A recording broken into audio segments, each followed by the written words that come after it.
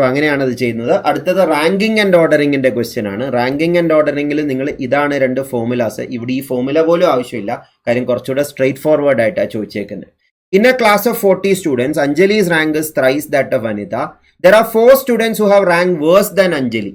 So അഞ്ജലിയേക്കാൾ മോശം rank ഉള്ള 4 പേരുണ്ടെങ്കിൽ 40 പേരെ ഇങ്ങനെ അറേഞ്ച് ചെയ്താൽ അഞ്ജലി എവിടെയായിരിക്കും? 36ാമത്തെ റാങ്ക് ആയിരിക്കത്തില്ലേ? കാര്യം 37, 38, 39, 40 പേരാ ഉള്ളത്. ഈ 4 പേരാണ് അഞ്ജലിയേക്കാൾ മോശം റാങ്ക് ഉള്ളത്. സോ അഞ്ജലിയുടെ റാങ്ക് നമുക്ക് മനസ്സിലായി 36 ആണെന്ന്. ഇനി ഈ സ്റ്റേറ്റ്മെന്റ് നോക്കിക്കുക, Anjali's rank is thrice that of Anita. അനിതയുടെ റാങ്കിന്റെ 3 ഇരട്ടിയാണ് അഞ്ജലിയുടെ റാങ്കെങ്കിൽ അനിതയുടെ റാങ്ക് അഞ്ജലിയുടെ റാങ്കിന്റെ 3/1 അല്ലേ?